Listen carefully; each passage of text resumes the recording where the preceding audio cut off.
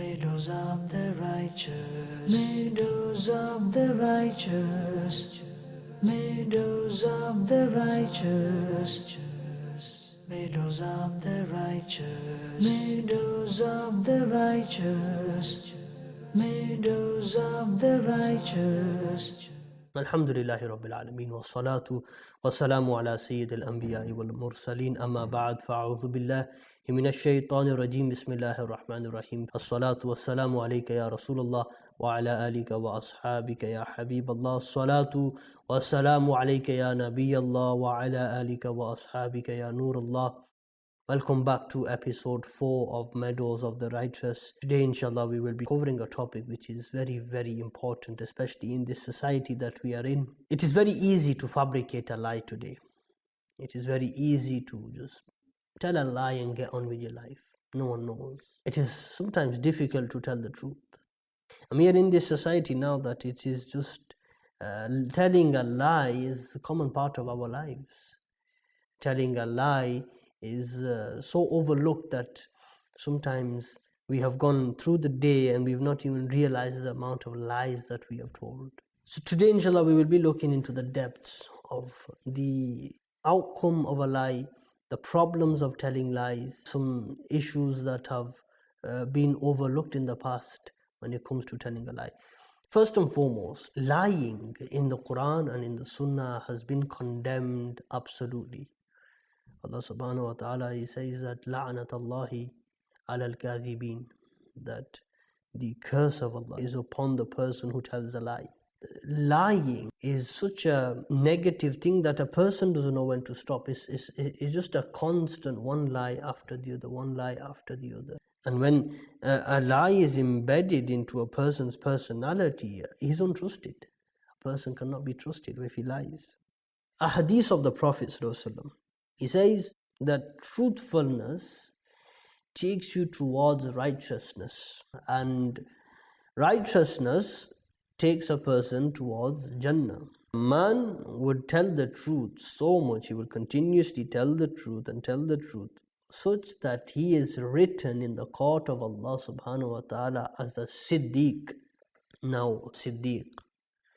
It's very interesting because when Rasulullah sallallahu alaihi wasallam came back from Mi'raj, when he came back, a group of mischievous people went to Hazrat Abu Bakr Siddiq and they tried to taunt him and tried to kind of, break his heart. And they said to Hazrat Abu Bakr Siddiq that, what would you say if a person claims to go from Makkah to Masjid al-Aqsa in one night? And Hazrat Abu Bakr Siddiq was a very intelligent person, a very amazing person. He says that, well, it depends who is saying it. It depends who is saying it. And this was a very deep statement of his, because he knows that if a random person is saying this, there's possibility that there can be a lie or not in it. And he knew that if an honorable and noble person is saying this, then they must have some substance behind it. So he did not say, this shows his quality and the purity of his heart. For him to know this answer, that it depends who is saying it, shows and makes a big statement about himself. A person that would go straight and conclude that no, this is impossible, right? And not even give the thought that let's see who is saying it. This suggests a lot about himself. So Hazrat Abu Bakr Siddiq said that it depends who is saying it. And then they said that, well, your Prophet Muhammad sallallahu alaihi wasallam, he claims to have done this. And Hazrat Abu Bakr Siddiq said that if he is saying it, then 100% is true. If he is saying it is 100% true.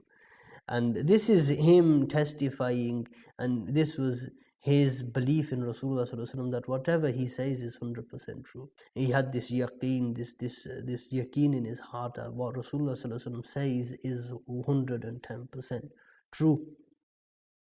Rasulullah sallallahu alaihi wasallam, when he announced his prophethood, and he stood on the mountain and he said to the Ahlul Makkah that, oh, people of Makkah, what would you say if I told you that there is army coming from behind this mountain and they are getting ready to attack you.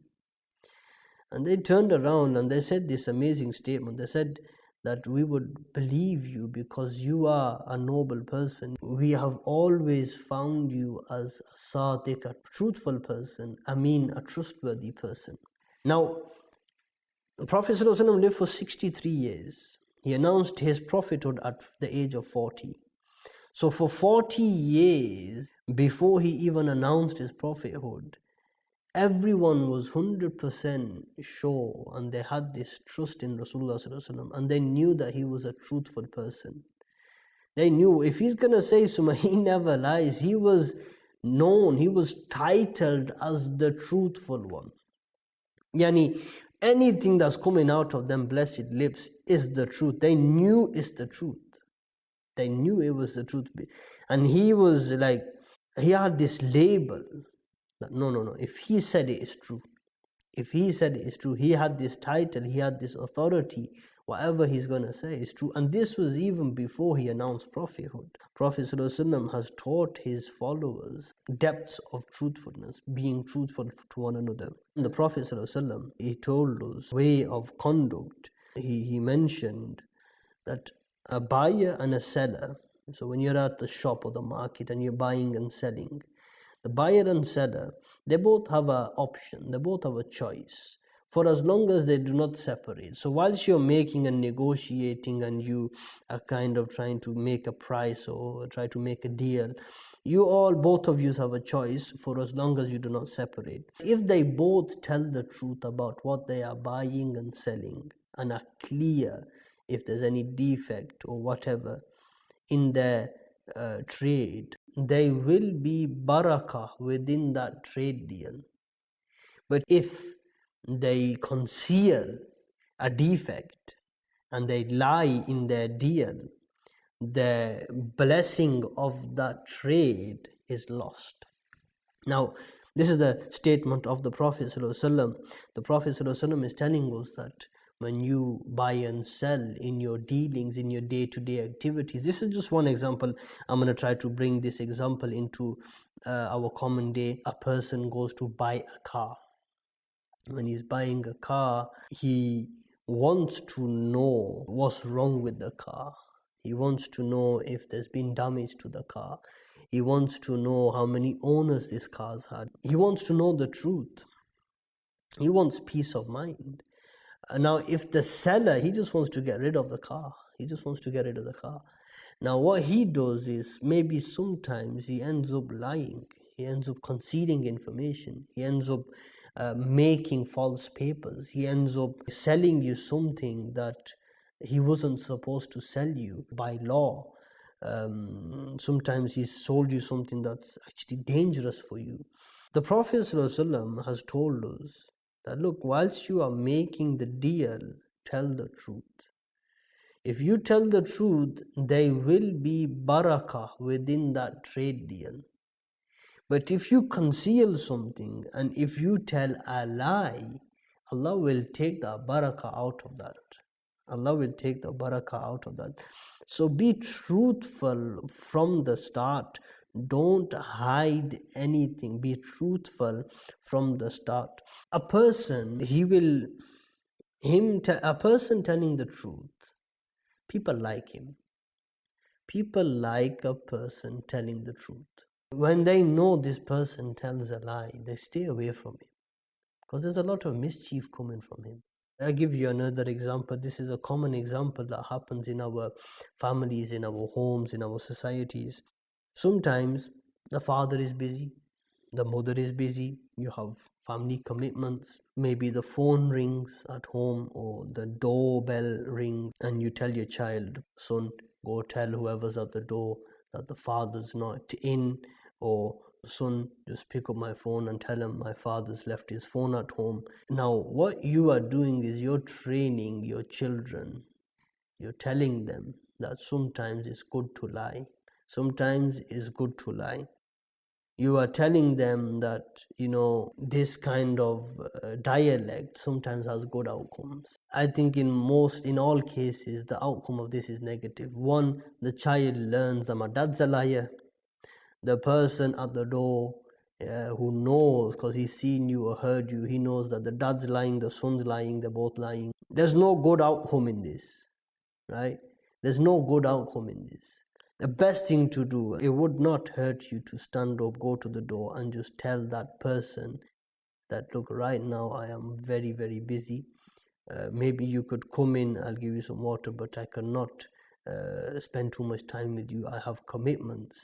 Likewise, if someone rings, rather than telling someone to lie on your behalf, the option is to basically pick up the phone and just tell them, look, right now I'm very busy, or even just leave them a message that I will call you back later when I'm slightly free. It's better than lying. Truthfulness is always better. Truthfulness is always better. One should stay away from lying at all costs.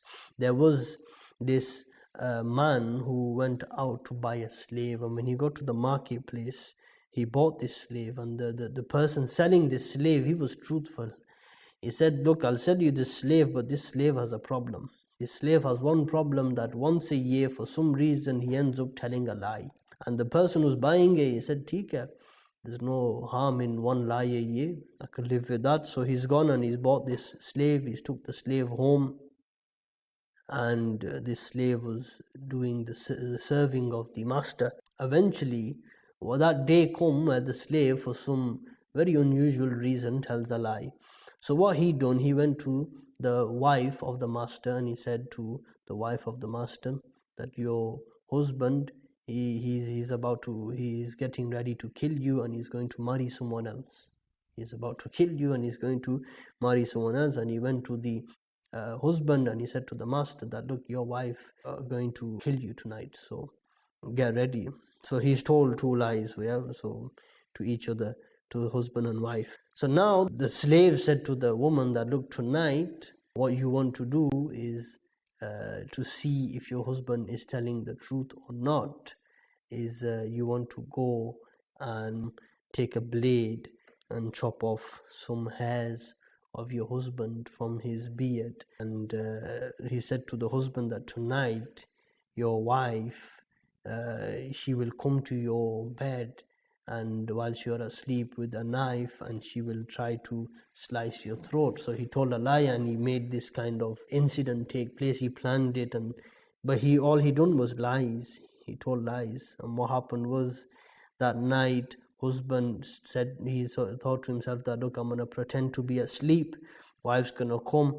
I'm going to grab her in the action. She was about to snip some beard hair off. While she was doing that, he woke up, he grabbed the knife, he stabbed her. But the problem that occurred from one lie was detrimental. It took lives. It was one lie that caused the loss of life. One lie can escalate so much that it kills off people. Commonly, we also have this other issue where sometimes we are too fast in judgment. Sometimes the moon of Eid is not sighted, but we are going around and spreading messages on media platforms stating that the moon of Eid has been sighted or the moon of Ramadan has been sighted. Many a times we sometimes get information from online platforms and we kind of broadcast this false information. We are kind of committing, or we are also now becoming a means of lies being spread. In this time of fitan, in this time of problems, we should be that person that when a person speaks to you, they are at ease that this person doesn't lie, this person always tells the truth. And sometimes you think, okay, I'm going to tell this lie, no one's going to know. People know when you're lying. It's not hard to figure out this person's lying. You might think that I'm telling the truth. A noble person is the person who tells the truth all the time. His heart is clean. People make mistakes. It's always good to come and tell the truth rather than telling a lie upon a lie upon a lie. Lying has a detrimental effect. Stay away from it. Allah subhanahu wa ta'ala gives us a truthful tongue. Ameen bijahi nabiyil ameen. Sallu ala al-habib sallallahu ala Muhammad sallallahu alayhi wa sallam. Meadows of the righteous, meadows of the righteous, meadows of the righteous, meadows of the righteous, meadows of the righteous, Meadows of the righteous.